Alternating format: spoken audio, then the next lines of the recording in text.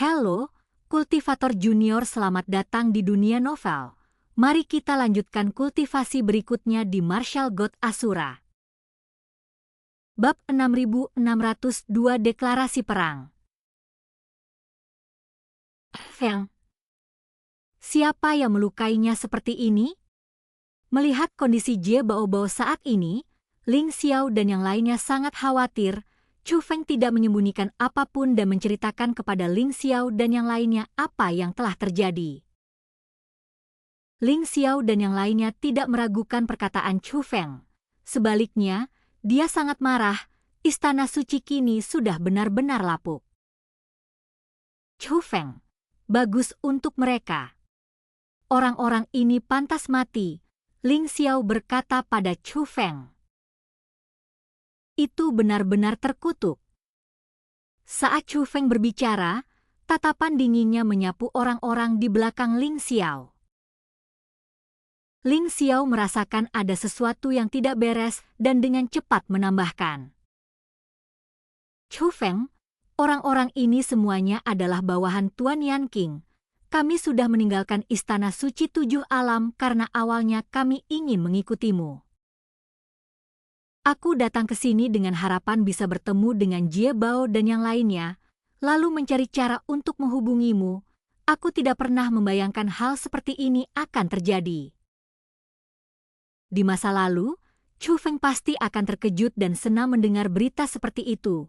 Namun saat itu, Chu Feng tidak bereaksi atau mengatakan apapun. Dia sedang tidak ingin memikirkan hal-hal tersebut. Menurutnya, Jie Baobao menjadi seperti ini karena dia akan merasa bersalah jika tidak bisa menyelamatkan Jie Baobao itu. Melihat Chu Feng seperti ini, Ling Xiao ragu-ragu, bertanya-tanya apakah dia harus memberitahu Chu Feng tentang neneknya dari pihak ibu. Jie Baobao hanyalah seorang teman dan belum sepenuhnya meninggal, tetapi Chu Feng sudah bertingkah seperti ini. Nenek dari pihak ibunya bukan hanya kerabat dekat, tetapi pengalamannya di Istana Suci Tujuh Alam bahkan lebih menjengkelkan. Dia sedikit khawatir jika dia memberitahu Chu Feng tentang hal ini, Chu Feng tidak akan bisa tetap tenang. Namun, masalah ini sebenarnya tidak bisa dirahasiakan. Setelah ragu-ragu cukup lama, Ling Xiao akhirnya berbicara, Chu Feng, ada sesuatu yang perlu kukatakan padamu. Apa itu? Chu Feng bertanya. Tuan Yanqing, sesuatu telah terjadi, kata Ling Xiao. Apa yang tadi kau katakan? Mendengar itu, Chu Feng terkejut. Melihat Ling Xiao dan yang lainnya, ekspresi muram dan firasat buruk mereka semakin kuat. Chu Feng, kamu perlu mempersiapkan mentalmu, Ling Xiao menambahkan. Mendengar itu, sebelum Chu Feng sempat berbicara, Xiao Yu'er terbang turun dari langit dan mendarat di sampingnya. Dia mengkhawatirkan Chu Feng. Katakanlah, kata Chu Feng. Setelah itu, Ling Xiao menceritakan secara detail tentang nenek dari pihak ibu Chu Feng. Saat Ling Xiao menceritakan kisah itu, Chu Feng mendengarkan dengan tenang tanpa mengucapkan sepatah kata pun. Wajahnya tidak menunjukkan kemarahan, tidak ada niat membunuh, dan tidak ada ekspresi sama sekali. Barulah setelah mendengarkan semuanya, dia bertanya. Ling Xiao, apakah yang kau katakan itu benar? Chu Feng, aku tentu tidak akan membicarakan hal-hal seperti itu dengan sembarangan, kata Ling Xiao. Tuan muda Chu Feng, kami semua dapat bersaksi. Kakek Ling Xiao dan yang lainnya juga berbicara.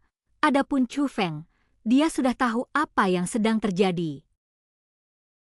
Dia bertanya lagi kepada Ling Xiao hanya untuk memastikan, bukan karena dia mencurigai Ling Xiao berbohong kepadanya. Semuanya, kalian sudah memastikan bahwa kalian telah meninggalkan Istana Suci Tujuh Alam, kan? Lalu, lepaskan pakaian Istana Suci Tujuh Alam dan singkirkan tanda Istana Suci Tujuh Alam. Chu Feng menatap orang-orang dari Istana Suci Tujuh Alam di belakang Ling Xiao. Nada suaranya lebih seperti perintah daripada pertanyaan. Alih-alih bereaksi secara langsung, semua orang menatap kakek Ling Xiao. Mulai hari ini, saya akan mengikuti arahan Tuan Muda Chu Feng. Kakek Ling Xiao adalah orang pertama yang menyampaikan pendapatnya. Kemudian, dengan lambaian lengan bajunya, pakaiannya berubah dan bertransformasi menjadi jubah panjang biasa.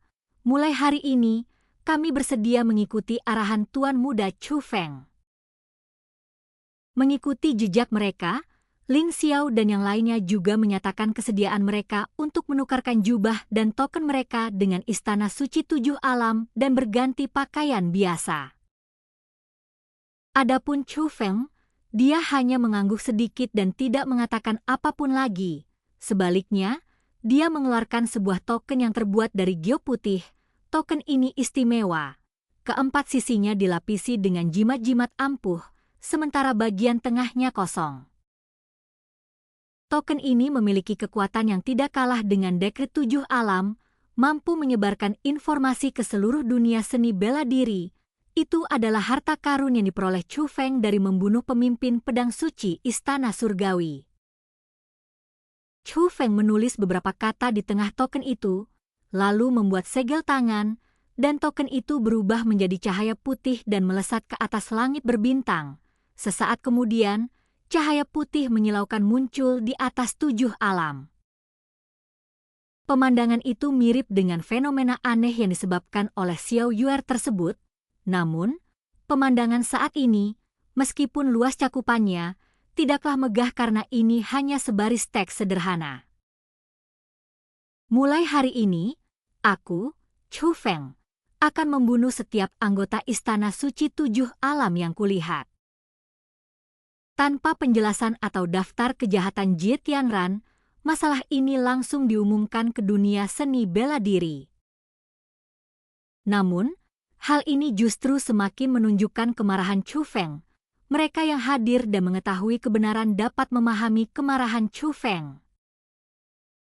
Adegan ini secara alami menarik perhatian berbagai pihak di dunia seni bela diri, karena karakter-karakter tersebut juga memancarkan aura unik Chu Feng. Semua orang sepakat bahwa ini adalah perbuatan Chu Feng, tapi itulah yang mengejutkan mereka. Meskipun permusuhan antara Chu Feng dan Istana Suci Tujuh Alam dikenal hampir di seluruh dunia seni bela diri. Namun, Istana Suci Tujuh Alamlah yang selalu memburu Chu Feng, terlepas dari banyak prestasi sensasional Chu Feng di dunia bela diri. Namun, semua orang selalu merasa bahwa diburu oleh Istana Suci Tujuh Alam adalah hal yang wajar. Lagi pula, Istana Suci Tujuh Alam memiliki fondasi yang mendalam dan kekuatan Jie Tianran tak terukur. Sekarang, tindakan Chu Feng sama saja dengan secara terang-terangan menyatakan perang terhadap Istana Suci Tujuh Alam.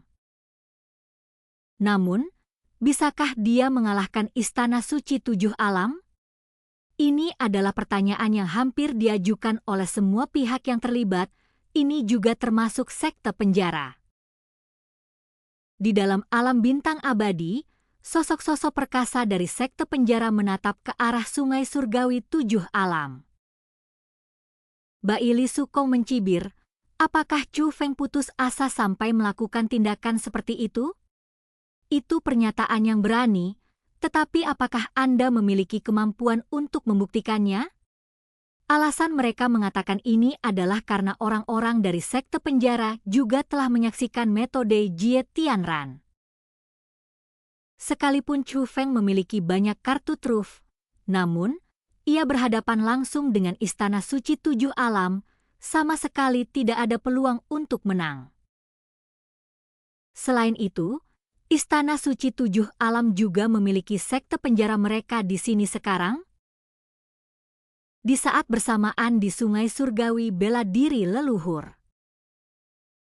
Jauh di dalam sekte bela diri naga yang bersembunyi, ada raksasa yang lebih tinggi dari awan, dan ada orang tua yang tingginya kurang dari 1 meter, ada banyak sekali makhluk aneh dan ganjil. Namun mereka memiliki satu kesamaan, tingkat kultivasi mereka tak terukur. Saat ini, semua makhluk perkasa ini sedang menatap sesosok naga raksasa yang menutupi langit. Tuan Longxie, Istana Suci 7 Alam sudah keterlaluan. Chu Feng, bagaimanapun juga, adalah murid sekte bela diri naga bersembunyiku.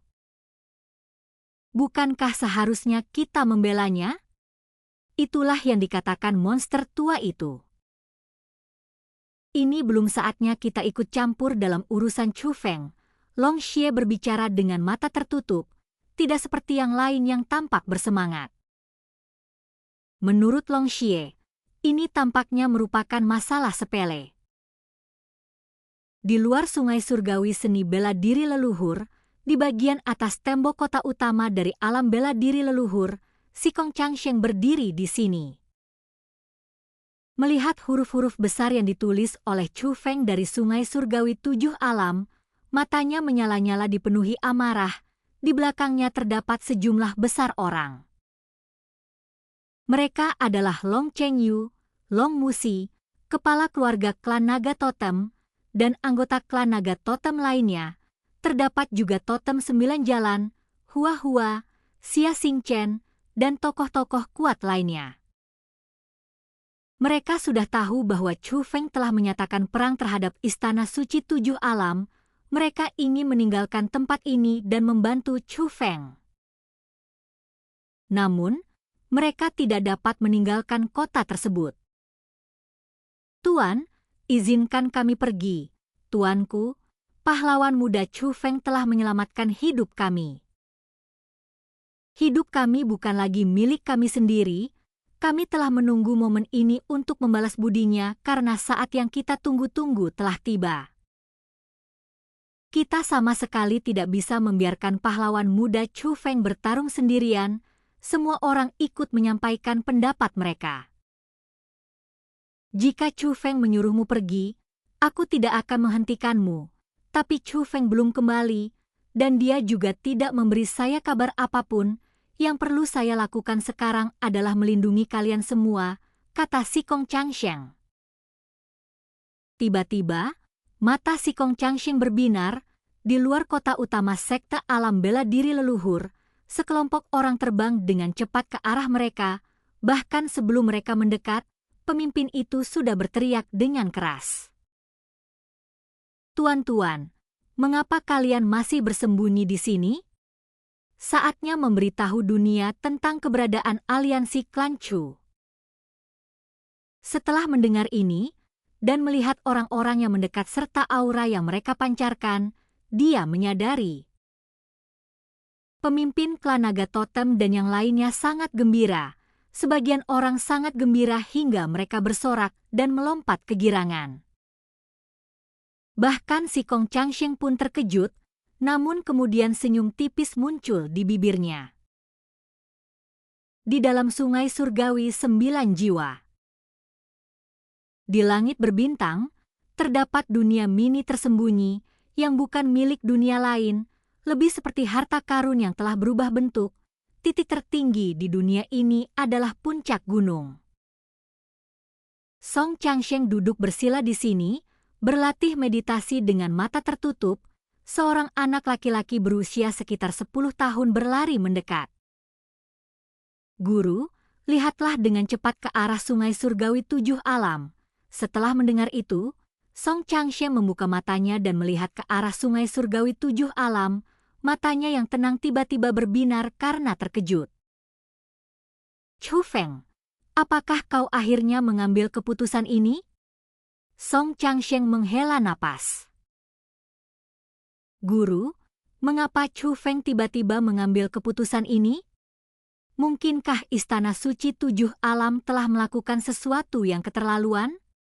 Atau apakah dia telah menemukan kekuatan baru yang memungkinkannya untuk melancarkan perang melawan Istana Suci 7 Alam? Bocah kecil itu bertanya dengan rasa ingin tahu. Song Changsheng membuat segel tangan, matanya seolah mampu melihat menembus segalanya, tatapannya tertuju langsung pada Istana Suci 7 Alam.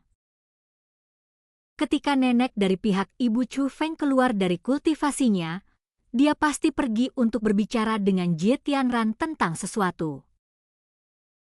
Jie Tianran mengatakan bahwa nenek dari pihak Ibu Chu Feng bersekongkol dengan Chu Feng untuk menghancurkan Istana Suci Tujuh Alam dan menyerahkannya untuk diadili oleh orang-orang dari Istana Suci Tujuh Alam. Akibatnya, semua orang dari Istana Suci Tujuh Alam bersama-sama memurnikan nenek Chu Feng. Song Changsheng mengungkapkan petunjuk-petunjuk yang baru saja dia amati. Jie Tianran, kau membunuh istrimu sendiri? Sungguh binatang buas, bocah kecil itu juga terkejut mendengar hal ini. Dia mengerti mengapa Chu Feng begitu marah. Tuan, Miao Miao sangat dekat dengan Chu Feng. Jika dia masih di sini, dia pasti akan membantu Chu Feng. Sekarang Miao Miao telah memasuki Sungai Surgawi ke-9. Haruskah kita membantu Chu Feng atas nama Miao Miao? Anak kecil itu bertanya lagi. Saya tidak akan terlibat dalam hal-hal ini, begitu Song Changsheng mengatakan ini. Bocah kecil itu mau tak mau merasa sedikit kecewa. Namun ketika Song Changsheng berbicara selanjutnya, bocah kecil itu langsung menjadi bersemangat. Jika kau mau, kau bisa membantu Chu Feng. Anggap saja, kita melakukannya untuk Miao Miao. Kultivasi kita berakhir saat ini, sampai jumpa kultivasi berikutnya di dunia novel.